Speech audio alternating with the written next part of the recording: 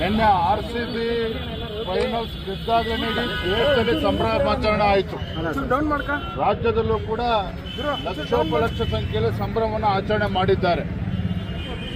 ಅದು ದುರಂತ ಅಂತ ಹೇಳಿದ್ರೆ, ಇಂಥ ವಿಜಯೋತ್ಸವ ಆಚರಣೆ ಮಾಡ್ತಕ್ಕಂಥ ಸಂದರ್ಭದಲ್ಲಿ ರಾಜ್ಯ ಸರ್ಕಾರ ಸ್ವಲ್ಪ ವಿವೇಚನೆಯಿಂದ ನಡ್ಕೊಳ್ಬೇಕಾಗಿತ್ತು. ರಾಜ್ಯ ಸರ್ಕಾರ ಇದು ಏಕಾಏಕಿ ಇವತ್ತನೇ ಯಾವುದೇ ಒಂದು ಪೂರ್ವ ತಯಾರಿ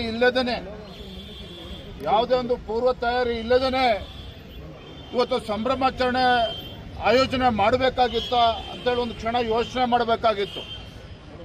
ಬಹಳ ಅನ್ಯಾಯ ಅಂತ ಹೇಳಿದ್ರೆ, ಇವತ್ತು ವಿಧಾನಸೌಧದ ಮುಂದೆ ಸಂಭ್ರಮಾಚರಣೆ ನಿಮಗೆ ಗೊತ್ತಿರೋ ಪೊಲೀಸರು ಅನುಮತಿನೂ ಕೂಡ ಕೊಟ್ಟಿರಲಿಲ್ಲ. ಪೊಲೀಸರು ಯಾವುದೇ ಕಾರಣಕ್ಕೂ ವಿಧಾನಸೌಧದ ಮುಂದೆ ಸಂಭ್ರಮಾಚರಣೆ ಬೇಡ, ನಾವು ಕ್ರೌಡನ್ನು ಕಂಟ್ರೋಲ್ ಮಾಡೋದಕ್ಕೆ ಸಾಧ್ಯ ಆಗೋದಿಲ್ಲ ಅಂತೇಳಿ ಪೊಲೀಸ್ ಹಿರಿಯ ಅಧಿಕಾರಿಗಳು ಹೇಳಿದ್ರು ಸಹ ಮಾನ್ಯ ಮುಖ್ಯಮಂತ್ರಿಗಳು ಹಿರಿಯ ಪೊಲೀಸ್ ಅಧಿಕಾರಿಗಳಿಗೆ ಒತ್ತಾಯ ಮಾಡಿ ಆಗಲೇಬೇಕು ಅಂತೇಳಿ ಆದೇಶ ಮಾಡಿದ್ಮೇಲೆ, ಒತ್ತಾಯ ಮಾಡಿದ್ಮೇಲೆ ವಿಧಾನಸೌಧದ ಮುಂದೆ ಇವತ್ತು ಸಂಭ್ರಮಾಚರಣೆ ಕಾರ್ಯಕ್ರಮ ಮಾಡೋಂಥ ಪ್ಲಾನಿಂಗ್ ಆಯಿತು. ಮತ್ತು ನೀವು ಒಂದು ಕ್ಷಣ, ನೀವು ಮಾಧ್ಯಮದವರು ಒಂದು ಕ್ಷಣ ನೋಡಿ, ಅಲ್ಲಿ ಹೆಣ್ಣುಮಕ್ಳುಗಳು ಏನು ಬ್ಯಾರಿಕೇಡ್ ಇತ್ತು ಅಲ್ಲಿ ಪರದಾಡ್ತಾ ಇದ್ರು, ಚಪ್ಪಲಿ ಎಸ್ತಿದ್ದಾರೆ. ವಿರಾಟ್ ಕೊಹ್ಲಿನೂ ಕೂಡ ಬೇಜಾರು ಮಾಡ್ಕೊಂಡು ಬಸ್ ಹತ್ಕೊಂಡು ಹೊರಟಿದ್ರು. ಎಲ್ಲ ಇವರು ರಾಜಕಾರಣಿಗಳು, ಮುಖ್ಯಮಂತ್ರಿಗಳು, ಮಂತ್ರಿಗಳು, ಇವರ ಅಧಿಕಾರಿಗಳು ಮಕ್ಕಳು ಅಲ್ಲಿ ಆಟೋಗ್ರಾಫ್ ತೆಗೆದುಕೊಳ್ಳಕ್ಕೆ ಹೋಗಿ ಈ ರೀತಿ ಇವತ್ತು ರಾಜ್ಯ ಇಡೀ ದೇಶದಲ್ಲಿ ಸಂಭ್ರಮಾಚರಣೆ ಆಚರಣೆ ಮಾಡ್ತಕ್ಕಂಥ ಸಂದರ್ಭದಲ್ಲಿ ಸೂತಕದ ಮನೆ ಆಗಿದೆ. ಇವತ್ತು ಯಾರು ಹೊಣೆಗಾರರು ಅನ್ನೋದನ್ನ ಇವತ್ತು ಸ್ವತಃ ಮುಖ್ಯಮಂತ್ರಿಗಳು, ರಾಜ್ಯ ಸರ್ಕಾರ ಇವತ್ತು ನಿರ್ಧಾರ ಮಾಡಲಿ. ಯಾಕೆಂದ್ರೆ ಇವತ್ತು ನಾವು ಮಾತಾಡಿದ್ರೆ ರಾಜಕಾರಣ ಮಾತಾಡಿದಂಗೆ ಆಗ್ತದೆ. ನಾನು ಇಷ್ಟೇ ಹೇಳ್ತೇನೆ, ರಾಜ್ಯ ಸರ್ಕಾರ ಇವತ್ತು ಬೇಜವಾಬ್ದಾರಿತನದಿಂದ ಏನು ನಡ್ಕೊಂಡಿದೆ, ಪ್ರಚಾರದ ಹುಚ್ಚು ಏನು ಇವ್ರಿಗಿದೆ, ಇದರ ಪರಿಣಾಮ ಇವತ್ತು ಇವೆಲ್ಲ ಘಟನೆ ನಡೆದಿರ್ತಕ್ಕಂಥದ್ದು. ಚಿನ್ನಸ್ವಾಮಿ ಸ್ಟೇಡಿಯಂಲ್ಲೂ ಸಹ ಯಾವುದೇ ರೀತಿ ಮುಂಜಾಗ್ರತೆ ಯಾವುದೊಂದು ಕ್ರಮವನ್ನು ತೆಗೆದುಕೊಂಡಿಲ್ಲ.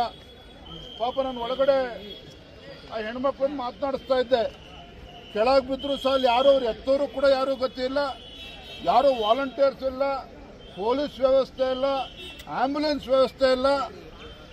ಯಾಕೆ ಸರ್ಕಾರಕ್ಕೆ ಗೊತ್ತಿರಲಿಲ್ಲ ಇವತ್ತು ಲಕ್ಷಾಂತರ ಸಂಖ್ಯೆಯಲ್ಲಿ ಬರ್ತಾರೆ ಅಂತೇಳಿ. ಚಿನ್ನಸ್ವಾಮಿ ಸ್ಟೇಡಿಯಂ ಕೆಪಾಸಿಟಿ ಏನಿದೆ ಇವತ್ತು.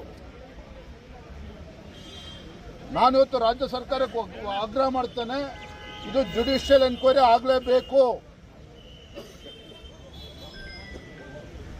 ಯಾವುದೇ ಒಂದು ಪೂರ್ವ ತಯಾರಿ ಇಲ್ದೇನೆ, ಏನೂ ಇಲ್ದೇನೆ ಇವತ್ತು ಈ ರೀತಿ ಹುಡುಗಾಟಿಕೆ ಮಾಡಿದ್ರ ಪರಿಣಾಮವಾಗಿ 11ಕ್ಕೂ ಹೆಚ್ಚು ಜನ ಇವತ್ತು ಪ್ರಾಣ ಕಳೆದುಕೊಂಡಿದ್ದಾರೆ.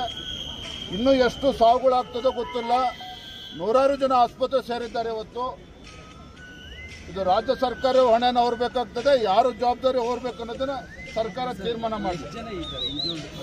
ಈಗಾಗಲೇ ಇಲ್ಲಿ 6 ಜನ they have been already declared dead. 4 ಜನ ಇವತ್ತು ವೈದ್ಯ ಹಾಸ್ಪಿಟಲ್ ಕೂಡ ಅಲ್ಲಿದ್ದಾರೆ. ಅದರಲ್ಲಿ ಎಷ್ಟು ಜನ ಸತ್ತಿರೋ ಗೊತ್ತಿಲ್ಲ. ಬರ್ತಾ ಇರ್ತಕ್ಕಂಥ ಮಾಹಿತಿ ಪ್ರಕಾರ ಈಗಾಗಲೇ 12 ಜನ ಈಗಾಗಲೇ ಪ್ರಾಣ ಕಳೆದುಕೊಂಡಿದ್ದಾರೆ. ಇನ್ನೂ ಕೂಡ ಅಲ್ಲಿ ಸ್ಟೇಡಿಯಂಲ್ಲೂ ಕೂಡ ಪರದಾಡ್ತಾ ಇದ್ದಾರೆ. ಇನ್ನೂ ಕೂಡ ಕಾರ್ಯಕ್ರಮ ನಡೀತಾ ಇದೆ. ಅದ್ರ ಮಧ್ಯೆ ಕಾರ್ಯಕ್ರಮವೂ ಕೂಡ ನಡೀತಾ ಇದೆ. ಈ ರೀತಿ ರಾಜ್ಯ ಸರ್ಕಾರ ರೀತಿ ನಡ್ಕೊಳ್ತಾ ಇರ್ತಕ್ಕಂಥದ್ದು ನೀವು ಕ್ರಾಸ್ ಚೆಕ್ ಮಾಡಿ. ಅವತ್ತು ಪೊಲೀಸರು ಯಾವುದೇ ಕಾರಣಕ್ಕೂ ಚಪ್ಪಲಿ ಬಿಸಾಕಿದ್ದಾರೆ, ಕಲ್ಲು ಹೊಡೆದಿದ್ದಾರೆ, ಚಪ್ಪಲಿ ಬಿಸಾಕಿದ್ದಾರೆ. ಅಲ್ಲಿ ಏನು ದುರ್ಘಟನೆ ನಡೆದಿಲ್ಲ ಅಂತಕ್ಕಂಥದ್ದು ಪುಣ್ಯ ಅಷ್ಟೇನೆ. ಅದು ಚಿನ್ನಸ್ವಾಮಿ ಸ್ಟೇಡಿಯಂ ಅಲ್ಲಿ ಯಾರಾದ್ರೂ ಮನುಷ್ಯತ್ವ ಇರ್ತಕ್ಕಂಥವ್ರು ಈ ರೀತಿ ಯಾವುದೊಂದು ಪೂರ್ವ ತಯಾರಿ ಇಲ್ದೇನೆ ಈ ರೀತಿ ಕಾರ್ಯಕ್ರಮ ಮಾಡೋದಕ್ಕೆ ಸಾಧ್ಯನಾ? ಇನ್ನು ಆತುರಾತರವಾಗಿ ಇವತ್ತೇ ಮಾಡೋಂಥದ್ದು ಏನಿತ್ತು ರಾಜ್ಯ ಸರ್ಕಾರಕ್ಕೆ? ಯಾವುದೇ ಒಂದು ಪೂರ್ವ ತಯಾರಿ ಇಲ್ದೇನೆ ಇವತ್ತು ಈ ಘಟನೆಗಳು ಆಗೋದಕ್ಕೆ ರಾಜ್ಯ ಸರ್ಕಾರನೇ ಹೊಣೆ. ಇವತ್ತು